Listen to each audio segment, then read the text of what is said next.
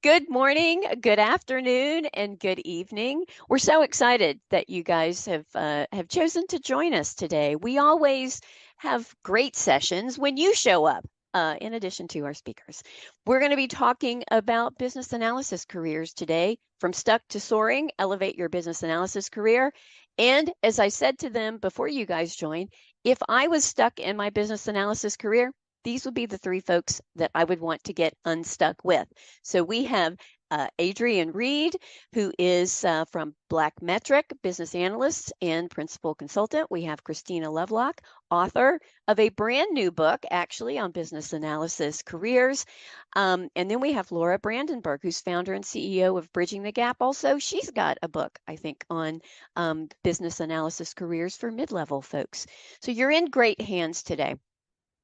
We're going to do a little bit more of an introduction in just a moment. Let me give you some quick housekeeping items while you all are finding your seats down front. Come on, plenty of seats down front.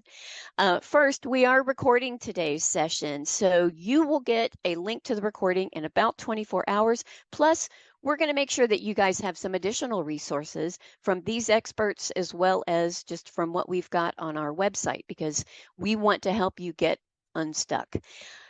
Please keep using chat. You guys are doing a great job of chatting with us and chatting to each other. That is a perfect way to be part of the community. We will also take some questions. We might take some questions along the way. You can put that into the Q&A box. And we have got our reactions turned on. I don't know where they're located anymore in the new Zoom interface, but if you find them, you use them, because that's a great way for the speakers to know that you are connecting with their message. I think that's probably my homework or my housekeeping. There you go. All right. I'm going to turn it over to you guys just to do a really quick introduction and say hey to the group. Adrian, let's start with you. Yeah, so I'm Adrian Reed. I'm a BA. I do BA stuff in my day job, both projects and also training. But also, I'm one of my sort of passions is I've got a quarterly open access magazine, BA Digest, which some of you may have heard of, and I've also written some books. But fundamentally, I'm just an enthusiastic BA, and I firmly believe in the value that business analysis brings. And I think often we're not involved early enough in the project life cycle, but that's a whole nother topic. So I'll stop there. Another topic for another For day. another Yes. time. Yeah. Yeah. Yes. Thank you. Christina. Thank you so much. I'm really pleased to be here with this panel. I'm also a business analyst in my day job. I do what I refer to as a portfolio career, which means I work with lots of different organisations, lots of great people. One of my claims to fame is that I have a regular column in BA Digest that Adrian just mentioned, which is called BA Backstories, where I get to speak to some brilliant BAs from all around the world. I'd love to connect, and you can see that I'm on LinkedIn there. That's the best way to connect with me. Perfect. Thank you so much. And Laura. Hello, Laura Brandenburg. Also so excited to be here. I love connecting with everybody who's on this panel, and thank you, Susan, so much for hosting and facilitating. I do have a book called How to Start a Business Analyst Career, and I am working on my second book around how to apply core business analysis skills to add more value and to bring your career forward as a business analyst. And I'd love to connect with you all on LinkedIn and through our resources that we offer at Bridging the Gap. There's a ton of free resources, as well as we provide real world training and on-the-job coaching there. Yes. Excellent. So for those of you joining us today, you are in fantastic hands. I'm actually going to stop sharing that slide deck. That way I can see you guys. All right. Well, let's get started on this topic. And maybe we just start with, I don't know, maybe this is the easy question. Let's talk about what we mean when we say stuck. And then maybe we also talk a little bit about how do you know if you're stuck, or maybe you're taking a pause, or maybe you're just coasting, right? So who feels strongly about that question or answering that question? I'm going to go with Christina. Susan. I think a lot of people, not just business analysts, a lot of people in change and tech roles sometimes feel stuck. Roles in tech and digital tend to be higher paying than a lot of other careers. So I refer to that as the kind of golden handcuffs. You're kind of maybe not really happy with what you're doing anymore, but don't think you're going to get paid, or some of the other benefits that come with these roles are not going to exist in other roles. A lot of people want to have kind of more creativity, more hands-on element of their roles, because we're part of the knowledge economy. So what we're paid to do for a living is kind of think. So a lot of people want to have more of a creative outlet as part of their role. What I would say is that there's lots of ways that you can build that into a career in business analysis and a digital career. There's lots of great volunteering opportunities, and you might be really drawn to some of those roles, like maybe doing something to do with nature or something more creative. And you can find ways to build those things into your life. It doesn't have to be through your career. So I think sometimes people feel stuck because they don't think they're going to get paid as much in other kinds of roles, and stuck in organizations that they've worked for a long time. But also, I also want to mention that our skills are really transferable. So sometimes people feel stuck because they don't think they'll be employable elsewhere, but that is really not the case.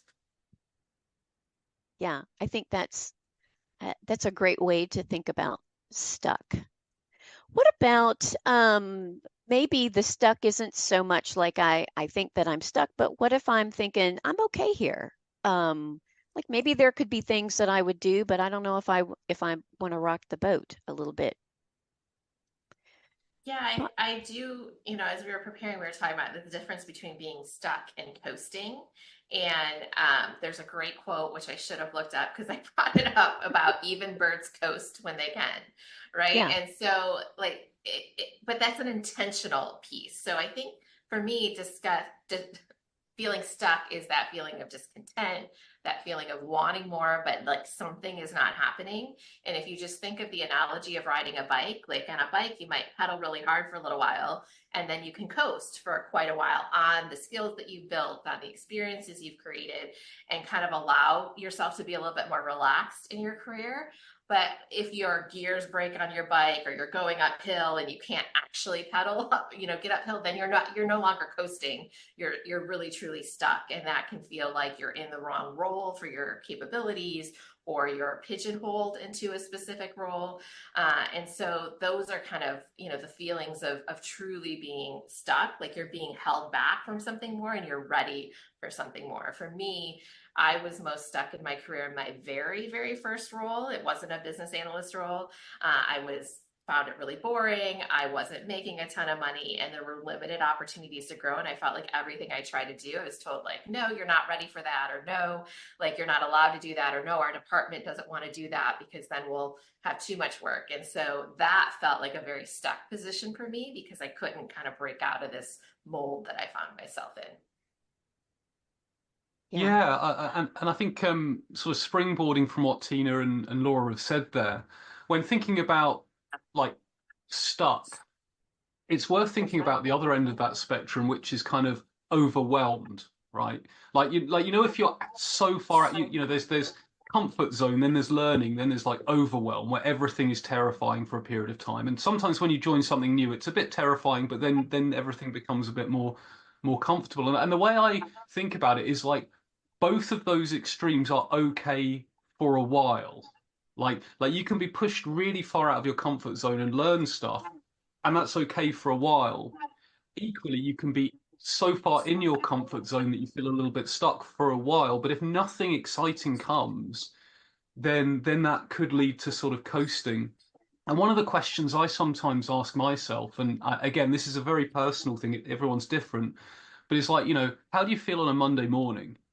And and actually, like, and there are always going to be times, don't get me wrong, there are always going to be times where, you've been on vacation or whatever. Everyone has the Monday blues. That's kind of normal. But if there's a pathological, if you're every Monday waking up feeling, oh, I really don't want to, then maybe that's a sign that something's not quite right. But I also completely agree with Tina in that there might be a time when actually the job is the right job. The organization is the right organization, but just there's something happening that means you're not on the right project, and that's temporary. But then, if you can find fulfillment elsewhere in professional development, in volunteering, that's okay too. You don't have to always get everything through, in my view, everything through the day job. There are other ways that you can get that in that short period. But if that's a permanent thing, then that's a bigger question.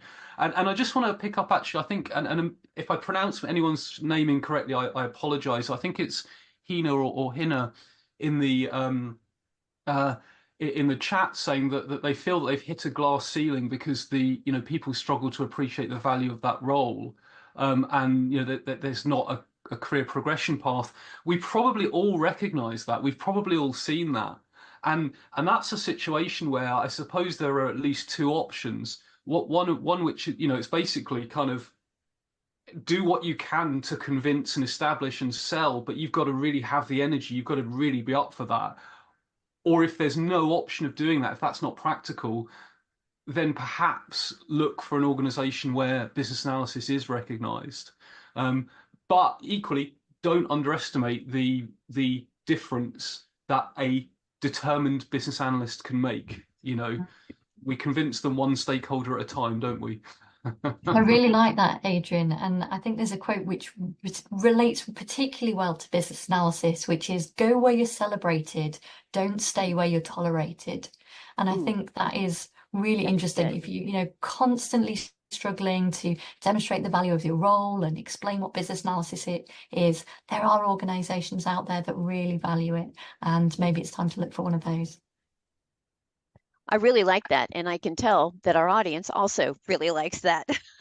So thank you for those reactions. Yeah, so these are, I think, some great ways of thinking about stuck. And I think we've even started to veer into what are some of the ways that we could get unstuck. So you guys have named some of those ways. Maybe we can, maybe we just go a little bit further with that in naming some ways that we can get unstuck. If you think there's some additional advice that you guys might give, what would be some additional ways we could get unstuck? There was one thing we were talking about just in our preparations here is looking at who do you feel a little bit envious of? Who do you feel jealous of? What are they doing in their career that seems really interesting, exciting, and enticing? And maybe that's a good way of looking out for things that we'd like to set as our own goals and achievements that we want to work towards. Because sometimes we feel stuck because we're lacking inspiration. Like, I'm not really happy doing this, but I'm not sure what else I would do. So it's a good idea to kind of look around us and see where those kind of envious feelings start to pull at us. Yeah, I think sometimes when I see things on LinkedIn and I see someone doing something, it does create a little bit of an itch, like, oh, I could have been doing that. And I think asking that question and then taking an action can turn that feeling envious to being inspired, making it a positive way. Adrian. Yeah, I was just looking in the chat and I can see Stu's put a comment in there saying he's spoken to loads of BAs who fell into the role but then feel they're not qualified to take their skills elsewhere. And I think that's another reason that people sometimes feel stuck is if you're a homegrown BA. And I think also there's just sometimes a general there seems to be quite a lot of imposter syndrome in business. Like amongst the best BAs I've ever met, a high proportion of them will talk themselves down all the time. And I know I count myself in this. I suffer from imposter syndrome. And I think when you reframe it, and I mean, if you don't suffer from imposter syndrome, that's amazing. Celebrate that. It's great. But what I've found personally is if you reframe it and say, hey, one of the things that makes me good about my job is I don't assume stuff. I go and ask the questions. And because I've got imposter syndrome, that causes me to strive and do things and to be ambitious. You can actually think about it in that way. But I also think that sometimes if you get stuck because you don't feel that you're qualified or that that you're homegrown, often, well, one, you've generally got more transferable skills than you're giving yourself credit for. Because if you're doing the role and doing it well, you can almost certainly do it somewhere else. So I think focusing on transferable skills is really important. But also, the more you can speak to other BAs outside of your organization through organizations like IIBA and others, the more you'll find, hey, I felt this was how it was done here, and it was really, really specific to this industry. But you know what? Actually, most organizations are facing the same problem. And I found for me, once I got out of my own organization through IIBA and other organizations, you're like, oh, okay, it's the same everywhere, so I can apply elsewhere. Yeah, go ahead, Laura. Oh, I just wanted to build on that because I think, that was like one of the actions you can take. I think what Adrian shared made so much sense about people do feel closed in their roles, right? Or kind of like, I'm qualified for this role, but it's different. And it is a little bit different when you start to move around. I felt like when I moved from one company to another, my BA skills got put to the test. And because I hadn't even realized how much I was relying on my technical knowledge and my subject matter knowledge, but a way you can even do that within your company is by just volunteering or taking on a project outside of your norm, right? So it's a smaller stretch. You still have some of the layers of convert that you're maybe used to, but taking on a project, even if it's not as a business analyst, even if it's like a special project or a committee or doing something outside of your normal day-to-day, starts to give you that confidence and starts to also test your business analysis skills and strengthen those business analysis skills, because you have to ask the questions because you don't have the answers, and you have to use the techniques to think things through because you don't have that technical knowledge or analytical kind of insider knowledge of that product or that service or whatever you're talking about. So I mean, that's a great first step to take when you're thinking about getting unstuck. I'm looking at chat, and Gehan, I hope I'm pronouncing your name correctly, talked about, can you speak more about volunteering? Because Christina, you talked about volunteering. Let me just share a really quick personal story. I got to a point in my own business analysis career where I was feeling stuck. I loved the company I worked for. I loved the people that I worked with, but there was something not there. And my CIO that I was working for at the time said, well, what do you do outside of work? And I thought, I don't do anything. My whole life is work. And it was the encouragement to get outside of work and get involved someplace else through volunteering. Actually, what I realized is that I was, one, feeling a little burned out, and not having enough energy, not feeling resilient enough to take on the demands of the work. That's where I was getting stuck.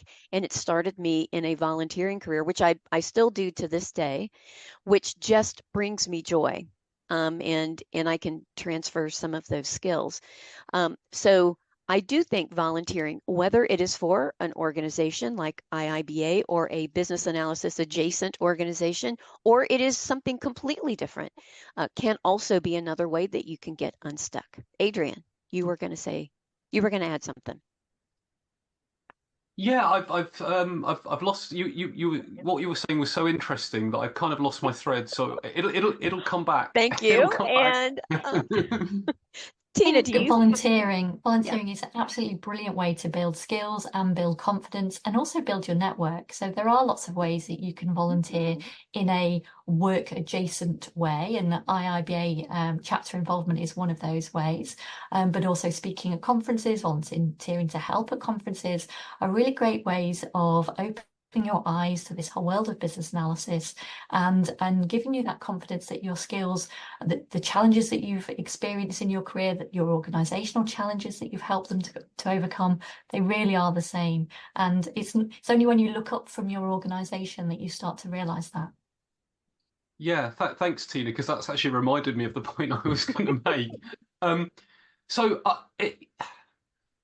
it's sort of interesting, isn't it? Every so often you think, if I could give myself myself in my 20s some advice, what would it be? And I know what you're thinking now. You're thinking, but surely you're still in your 20s, which I know I look good, but I'm not. But so that you're not supposed to laugh, Susan.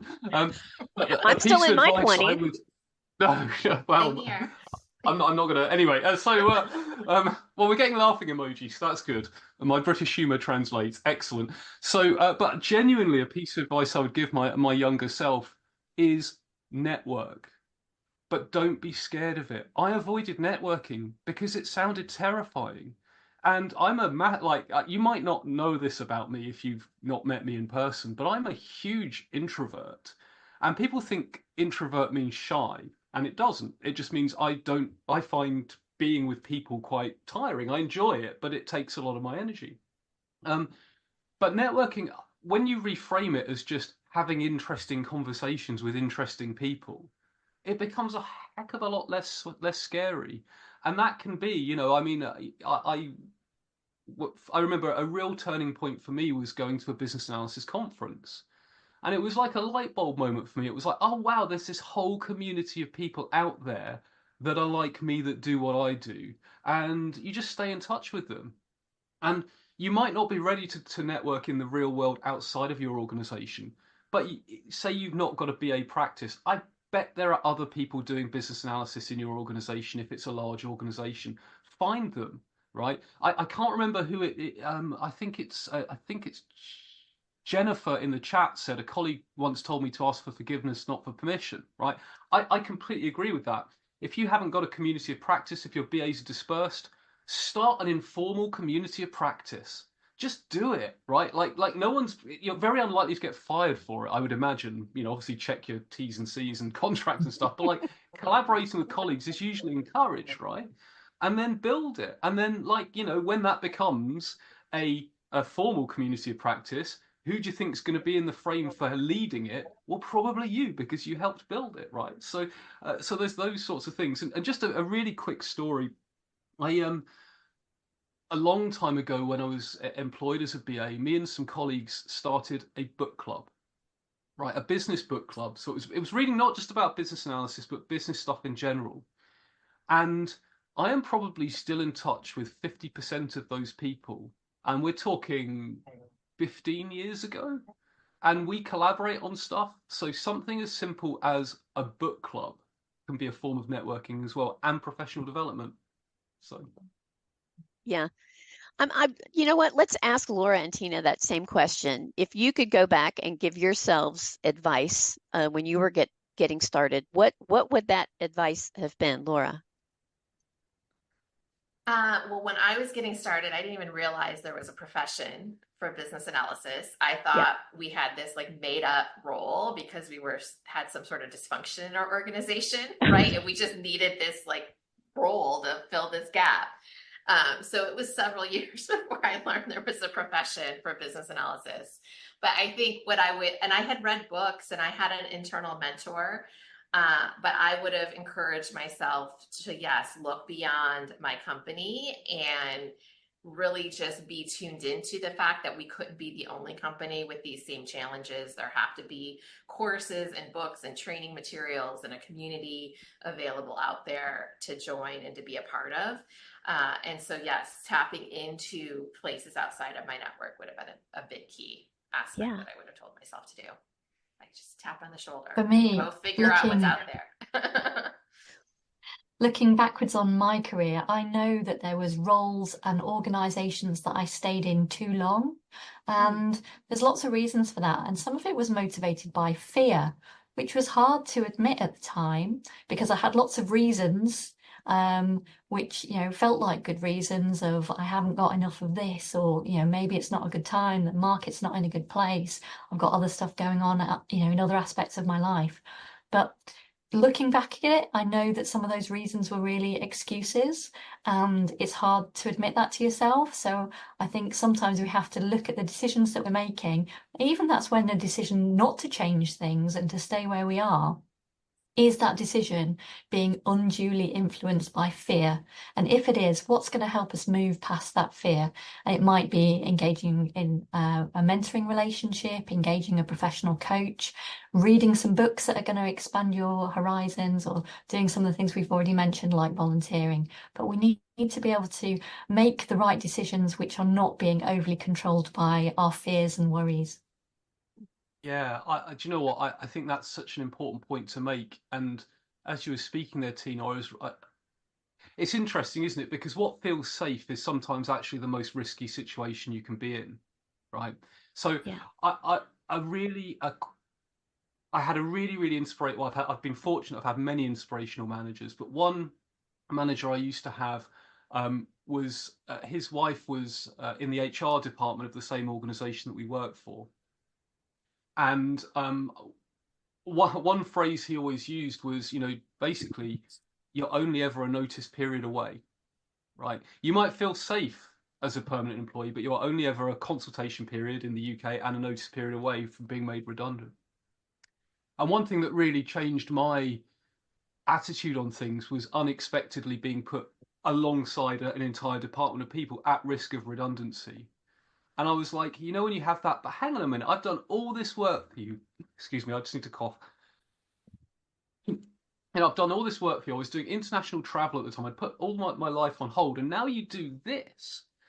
And I'd let my professional development slip because I was doing all this crazy project work. And after that, I was like, I am never putting myself in that situation again. I am being, CV, resume ready, even in a job I love. I want to know that they need me more than I need them. Now, that sounds really arrogant, and I don't mean it to, but what I mean is when you have that, when you're there because you want to be, it's so much better. Now, I say that's not going to be the same for everyone, right? There are different situations which mean it can or can't be, but working towards that idea of actually being resume ready, you're there because you want to be, I think is quite important. Oh, that's such a Yeah. good point. And by the way, I had a similar experience early in my career, Adrian, where I had given everything, was 100% on the road when I did not ask to be. I was in systems implementation, and that ended up being being what I was doing. And then they let me go very Yeah. unceremoniously. And it kind of gets you thinking in a different way. It requires you to get unstuck really quickly. So Yeah, and it was a real, proverbial kick that I needed. So exactly. in retrospect, it was bizarrely an inspirational thing, but I wish I'd have realized it myself. Yeah. Yep. Laura. Yeah, my situation was similar but slightly different. And so where I had jumped opportunities very quickly and kind of taken a bunch of different roles early in my career, but it was never a career move, right? It was just like, oh, this is the next opportunity. It sounds exciting. It's like it's right in front of me. And so I just kept following the next step, which there's a lot of advantage to for a while. But then that ultimately led to being in a toxic environment where I made the decision to leave, right? Because it was just too toxic. But at that point, I was totally stuck too. I had no idea what I might do, where I might go. Like I didn't feel emotionally ready to even start applying for jobs, right? So I just had to leave that situation. But it really is because I was so kind of achievement and employer driven for so long and never really looking at what's the career path here, where am I headed with my career, unless it came time for me to come up with a job title and responsibilities, I'd start kind of looking around. So I would give myself also that advice of like pay attention to where you want to go and what you want to be as well.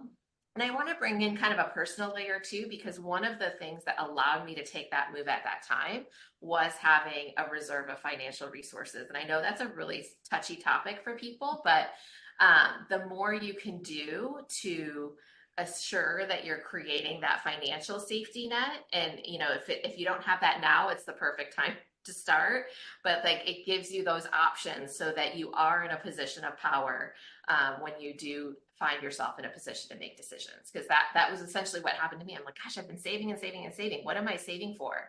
And I was like, oh, I can actually choose my freedom right now. And so I was able to leave a really bad situation for that reason. Yeah. That's when I ended up starting Bridging the Gap, but it was not what I was intending to when I left. It just sort of came as the next step. Yeah, as we're talking about this, I am starting to hear a little bit of a hierarchy of how we might think about getting unstuck, like how we might explore things. So first it is maybe thinking about our organization. If I'm feeling stuck, what in my organization might I connect with to to help me change, to find opportunities. And then there's community. What in my community? So not inside my organization. What outside of my organization could I be doing? And then maybe there's a personal layer. So you talked about, Laura, finding that financial freedom. So at least you've got those needs covered. So maybe there's a personal aspect. So maybe that could be one way, one kind of a framework you might think about to Yeah, help you It's get unstuck. also a lot of pressure on people to have the perfect job and have a job that you love. And not everyone has that, and that's okay. And I also think that it's very difficult to find the perfect job. The perfect job doesn't really exist out there somewhere. Your best chance at having a job that you love is a job that you've crafted. So in an organization where you've had the freedom to build relationships or take on particular responsibilities, and that might be to do with your role, or it might be like being a mental health first aider, or taking on some other responsibility within the organization that is valuable to you. So I don't think perfect jobs just exist and then they're out there on job boards. I think you can look at the job that you have and you think about, how can I make this job even better for me? Yeah. Ooh, yeah. Great point. 100%. I don't think I can do reactions, so I'll do like an in-person heart. All Look, right. imagine that floating up the screen. There's a few more hearts. Yes. So I 100% agree, and I also think that, and I'm really guilty of this. Just stop looking on Instagram, right? Those people are like those are that's the highlight reel of everyone's life. Everyone's an influencer, and everyone's having these wonderful, high-powered jobs. Like, yeah, but everyone has bad days, and everyone has bad projects, and sometimes you look at Instagram too much, and you're comparing your day with the best part of someone else's curated thing, and that's probably not a particularly useful thing to do. And another thing I would sort of a parallel I draw up with that is symbols within organizations that nobody cares about outside, right? So I can remember working for an organization, and I'd got, and this is going to sound like crazy, but this is when things like this were less common, right? Like, I had a mobile phone given, like a cell phone, a company cell phone. That was a big thing at the time. And it had a relatively flat structure, but I'd got to like grade 4, and I was like, oh, I'm grade 4, right?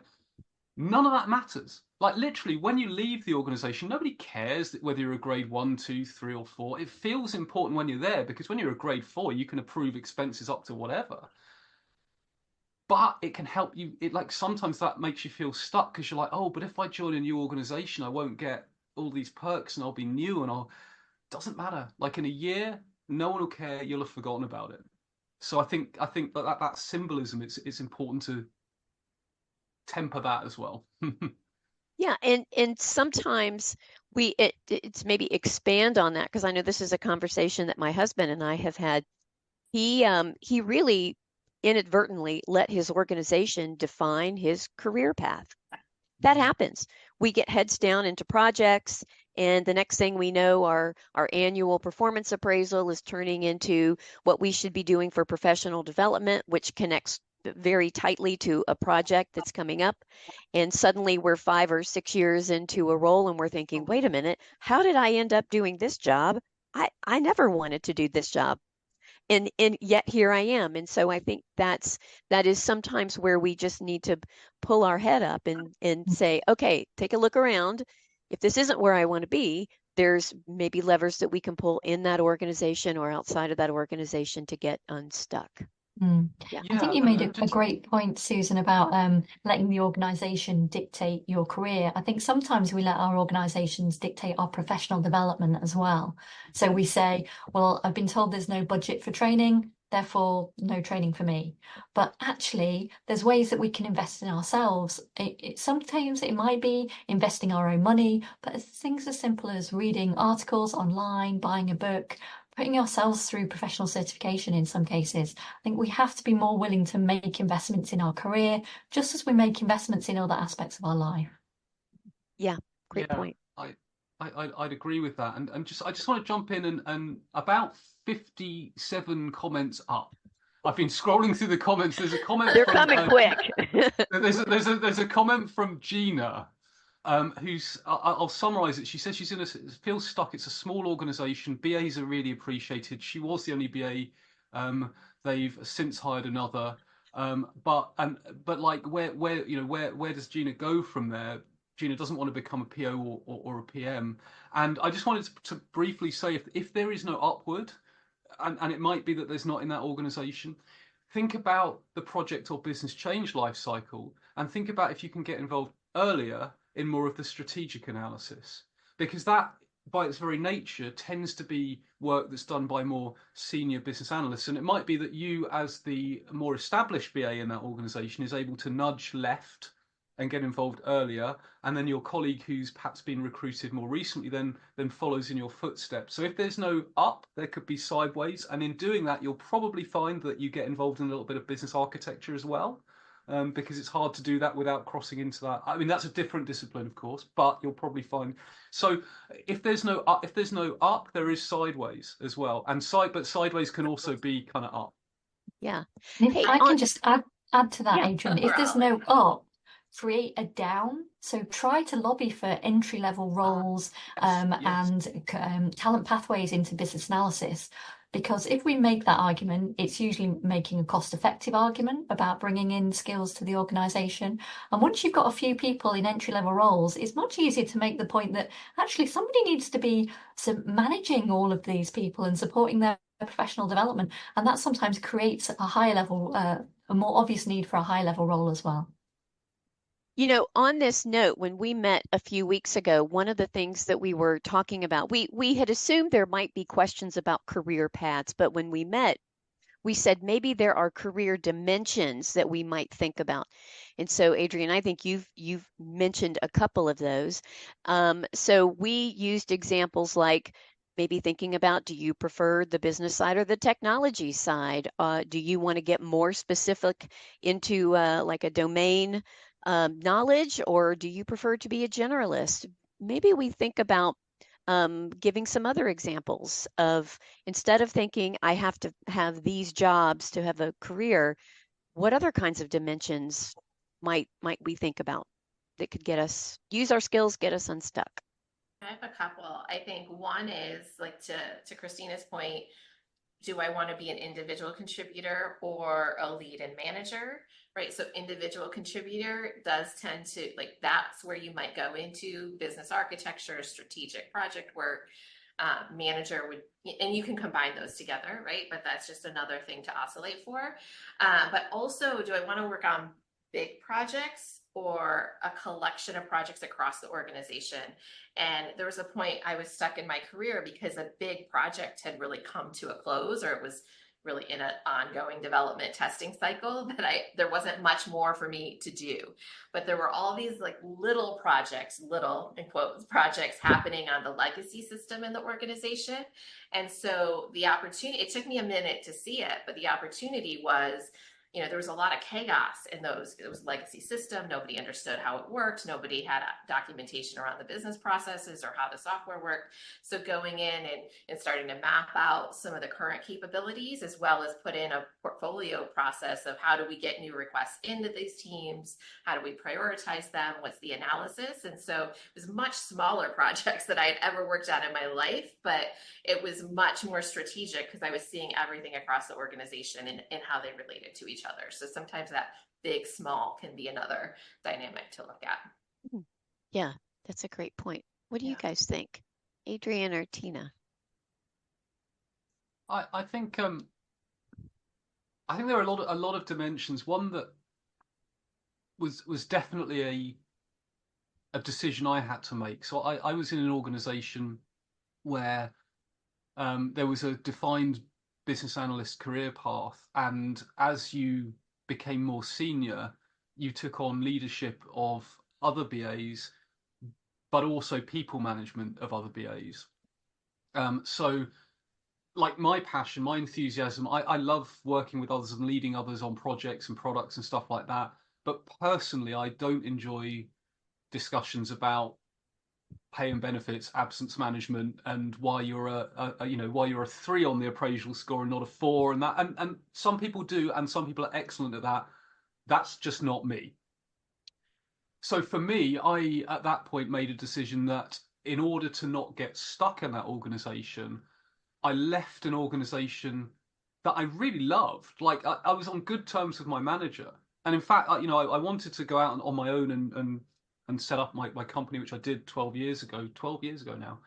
Um, and it was great because I had a really open conversation with my manager and said, "Well, look, this is what I'm probably going to leave at some point. Dangerous discussion to have. I'm probably going to leave at some point." And I talked about having inspirational managers. My manager at the time said, "Well, we want to keep you for as long as we possibly can. So what can we do to give you the experience that you need so you'll hit the ground running when you set out on your own?" And I was like, "Oh, this is like the dream, right?" So I do think that like if you are, and there will be some people who are love doing people management, and that's wonderful. Go for it. But the more of that you do, probably the less of the analysis you'll do. That's the nature of it. But if you prefer leading people on a project without that, that's a different type of role, and probably more of a consultancy, or could be more of a consultancy type role, would be one option. Hmm. You had a great manager, by the way. I did. I know. Do you know Yeah. what? Hold on to I that was. feeling. Yeah, yeah, yeah. Tina, you want to add any thoughts? What I would say is a lot of what we do is prompted by how we think things look. But in fact, people are not watching us nearly as carefully as we think they might be. And so we worry about changing organizations or taking a job title which we think sounds like a bit of a step down. But actually, people are just happy for you, that you're moving forward in your career, whatever you're doing. They're not kind of thinking, oh, that looks like that person might have taken a step down. They don't know. They don't care. They're just happy for you. They're just supportive. So if you are making decisions based on how it looks to other people and the status symbols that Adrian mentioned, I think people aren't looking that carefully and make the decisions that make you happy.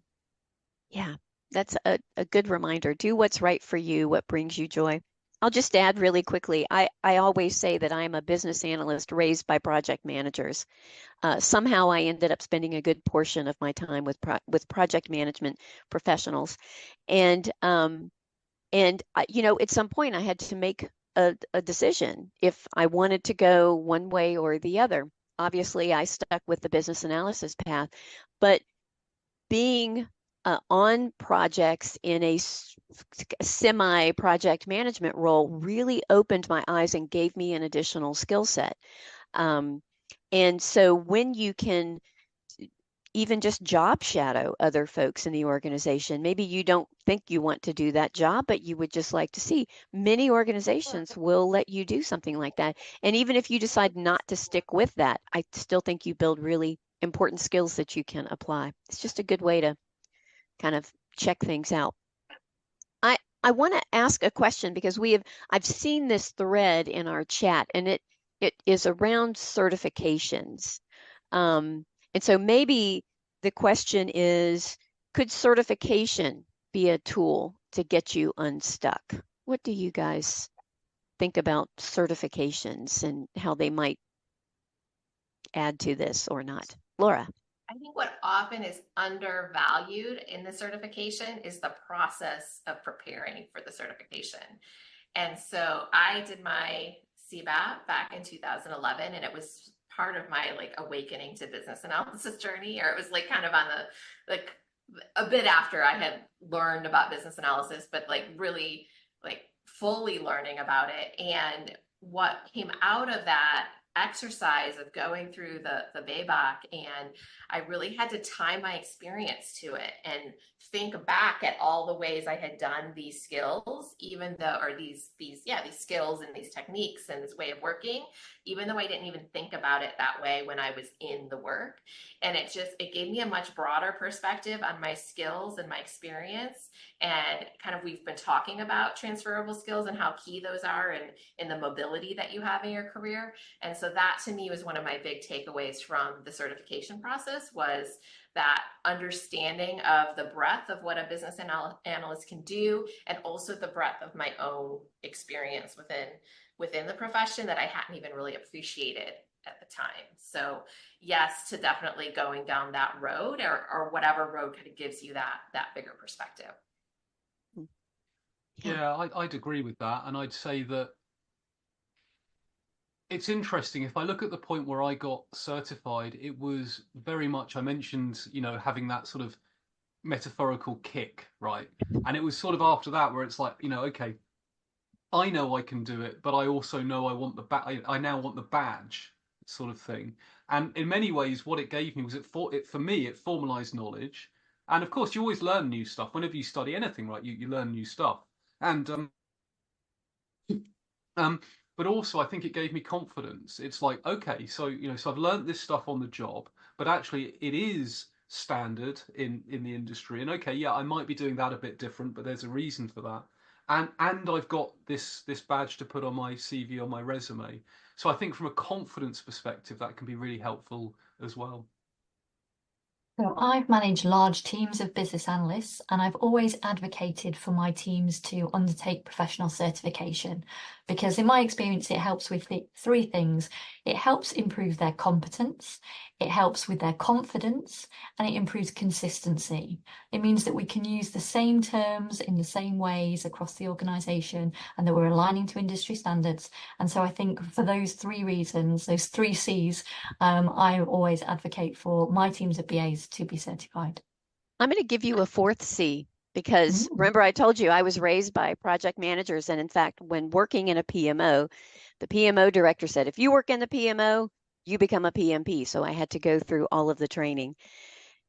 After 35 hours of project management boot camp, I was very sure I wanted to be a business analyst. And so eventually pursued and got certified. And I did it because I wanted to hang out my shingle as part of the business analysis community to let people know that's who I was and that's what I did. A PMP would have said I was part of a different community. So there you go. You got a fourth C. I'm stealing that, Susan. I'm going to write that down. I'm going to You use got that it. next It's time I'm out. yours. It's And yours. I had to laugh when you said a 35-hour project management boot camp made it clear to me I wanted to be a business analyst. Yeah, it was like also I've had people who've read my book. It's like one of my favorite Amazon reviews. Like, this book saved me years of pursuing the wrong career. It's like, great. Yeah. Like, that's a great outcome to have from a book purchase. Yeah, exactly. Well, I tell you what, let's take a couple of questions. We've been doing a good job answering questions in chat. We do have some questions in our Q&A box, so I know you guys can see those as well. What I'll ask our audience is, if you've got a question, you can pop that into the Q&A box. If you see a question and you have the same question, give it an upvote. I will take those in that order. Let's see, no upvotes yet. So Anita, I'm taking your question first. Does exploring extended wings of analysis work from the core area, do you think it helps to create influence and enhance your position of stuck? I'm not 100% sure I understand that question.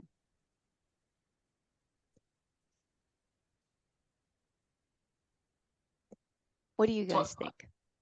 I think the way I interpret that question is it's about extending the wings, so extending the span, the scope of analysis work from the core. Okay. And I think the question is whether that helps to create influence and enhance us, help us move away from the position of stuck. So Anita or Anitha, if I'm misinterpreting your question, please do let me know. But I would wholeheartedly agree.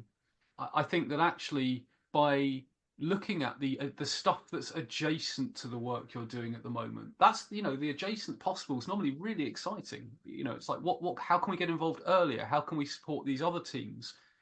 Oh, what's a core skill of BA's facilitation? What do the exec team do once a year? They have an away day where they employ an external facilitator. Why are they doing that? Why not why not provide that as a service to the exec team? There are so many possibilities there. And of course, in doing that, it absolutely helps reputation, the confidence of the people doing it. So I agree. Assuming I've understood the question correctly, I agree. I really think it does help to expand that repertoire of services that we offer our business stakeholders. And Anita says, you're absolutely True. You're absolutely correct. You got it. You nailed it. Good job. All right. So let's see. Our next question here is from Michelle. I'm looking to break into a business analysis career. When I read through the core competencies like critical thinking and problem solving, I feel like I have all of them, but with no technical knowledge or experience, it sometimes feels impossible to break in. So I feel stuck and unsure how to soar, how to proceed. What do you Yeah, guys think?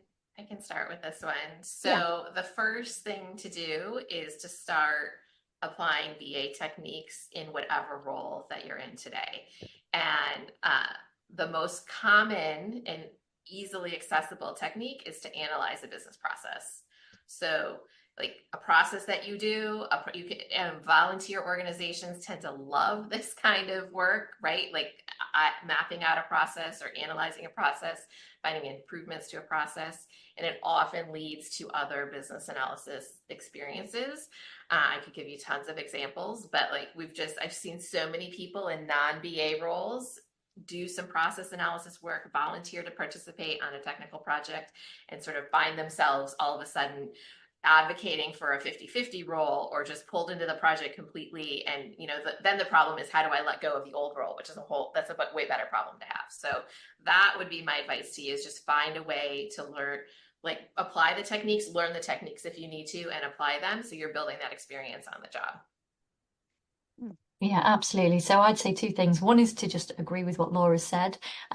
Even things like applying a structured approach to decision making or options analysis, things that exist in lots of different roles. We can find those ways to bring business analysis in.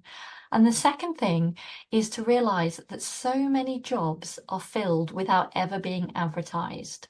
So getting an entry-level role that maybe isn't your ideal role, but having the visibility of what's going on with that organization and have opportunities to move up. Also finding out things through your network and having a strong network of people who are looking out for good roles for you, and learning which organizations value business analysis and have good opportunities. So there's so many roles, as much as 60%, according to research, of roles are not filled through advertising. So if you are looking for a role and think I'm applying for things, but I'm not getting invited to interview, you need to think about those other roles, that hidden job market, and how you can expose yourself to more opportunities that way. Yeah.